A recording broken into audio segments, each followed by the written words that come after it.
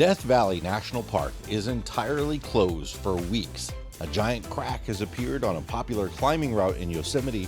A man gets saved after finding a webcam in the wilds of Katmai National Park, and more. It's time for our monthly National Park News Roundup. Let's begin at Death Valley National Park, where the entire park has been closed due to major flash flood damage ever since Hurricane Hilary, which was reduced to a tropical storm by the time it hit. It brought the rainiest day ever recorded in Death Valley history on August 20th, dumping more rain than the park normally sees in an entire year. All roads in the park were damaged and are closed until further notice. Flash flooding eroded material under the roads, leaving unsupported pavement and drop-offs in many places. Flooding also deposited dirt and rocks up to 5 feet deep on roads. Caltrans and contractors are working on California 190 but do not have an estimated opening date. National Park Service crews are working to remove debris and fill in shoulders on other paved roads within the park. The Park Service, working through the Federal Highway Administration, will hire contractors for repaving and other major road repair items. Park officials say the park will likely reopen in stages. It may be weeks before Furnace Creek and Stovepipe Wells open. Secondary roads in the park may take months to open. It's an enormous undertaking, and staff from parks around the country have been sent to help.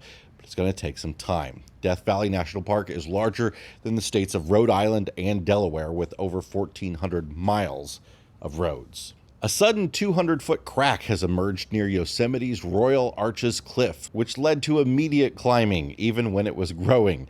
Climbers named it Supernatural. However, park officials have since closed the area for safety concerns. The crack's appearance was so sudden that a guide from Yosemite Mountain School reported seeing it on August 6th, but by August 20th it was visible. The National Park Service has temporarily closed several areas, including parts of the Ahwahnee Hotel parking and the Royal Arches Creek, due to the risk of rockfall. The crack is actively making noises similar to a cracking frozen lake, with rocks tumbling down without any external touch. As of recent updates, the crack has expanded by 12 feet and has widened significantly. Rockfalls are not uncommon in Yosemite, with over 1,000 significant incidents recorded in the last 150 years. Yosemite scientists are actively monitoring the situation using advanced tools like high-resolution photography and laser mapping. This episode is sponsored by the ParkWolf app. Ever found yourself in the heart of a national park, surrounded by beauty, but unsure where to go or what to see? That's where ParkWolf comes in. ParkWolf is the ultimate app for exploring national parks. As you drive, the GPS shows you what's coming up on the road, and an audio guide will fill you in on what's there, so you can decide if it's worth a stop for you or not. Gas running low, looking for a bite to eat or a bathroom break? ParkWolf's got you covered. It keeps track of the nearest gas station, restrooms, food, and pullover areas. And the best part, it works without an internet connection. And if you're a wildlife enthusiast, you'll love ParkWolf's wildlife maps and sighting notifications. So before you set off on your next national park adventure, download the ParkWolf app for your iPhone from the App Store. It's your ultimate guide to national parks. Wildlife enthusiasts tuning into a live stream from Alaska's Katmai National Park last Tuesday were surprised not by the sight of the park's renowned brown bears, but by a distressed hiker seeking help. The man, appearing wet and disheveled, looked directly into the Dumpling Mountain camera, mouthing "help me" and later signaling a thumbs down. Alert viewers quickly commented on the situation, prompting a volunteer chat moderator to notify a Katmai Park ranger. A search and rescue team was dispatched, locating the hiker 3 hours later near the camera's location. Thankfully, he was unharmed. The Dumpling Mountain live stream, operated by Explore.org, is not as popular as other cameras in the park, especially those focused on Brooks Falls during the salmon spawning season and those fat bears. But it offers breathtaking views of the alpine tundra and some of Katmai's active volcanoes. The camera's location is about 2 miles from the nearest trail, known for its challenging terrain. Poor weather conditions in the area, including dense fog, can disorient hikers. The circumstances leading the hiker to the remote camera remain uncertain. While the camera's equipment might be noticeable due to solar panels and wind turbines, it's not particularly large. This incident marks a first for the park's live stream, although other wildlife streams have captured emergencies in the past.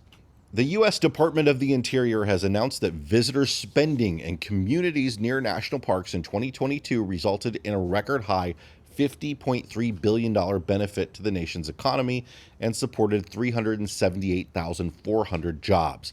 Nearly 312 million visitors spent $23.9 billion in communities within 60 miles of a national park. Of the some 378,000 jobs supported by visitor spending, 314,000 were in park gateway communities. Annual appropriations for the National Park Service totaled $3.3 billion in fiscal year 2022, effectively turning a $1 investment in national parks into more than a $10 boost to the nation's economy. The latest report is informed by new socioeconomic monitoring survey data, which is said to greatly increase the accuracy of these spending estimates for each park and helps the National Park Service learn more about park visitors. This advanced monitoring also delivers a more accurate estimate of the economic contributions of parks to communities. Did you know that it's illegal for commercial vehicles to travel on certain roads operated by the National Park Service? And not just roads that travel through parks. The Park Service manages big multi-state routes like the Blue Ridge Parkway, which bans all vehicles with commercial markings on them. A caravan of carnival workers found this out the hard way outside of Mathiston, Mississippi on the Natchez Trace Parkway, where park rangers pulled them over after being tipped off by a concerned local motorist. The company responsible faces numerous citations and fines. All commercial vehicles are prohibited on the Natchez Trace, whether you're following your GPS or not. If you happen upon commercial vehicles while traveling the parkway, the Park Service asks that you call 1-800-300-PARK to report it. Finally, seasonal park ranger Don Frankfurt is retiring after working 55 summers at Wind Cave National Park.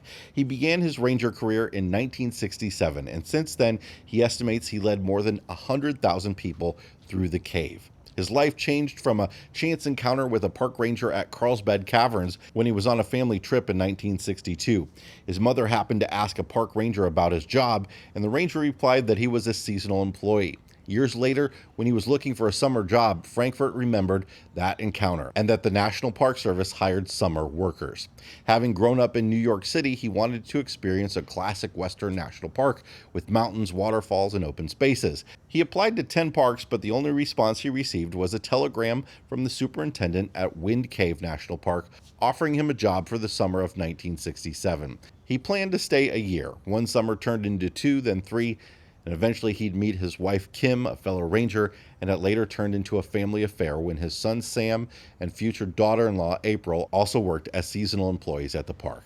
But after 55 summers and reaching his 78th birthday, he decided it was time to retire. Happy retirement, Don. That's it for this month's National Park News Roundup. Please take a moment to subscribe, and thanks for being here, and we'll see you next time. Bye, everybody.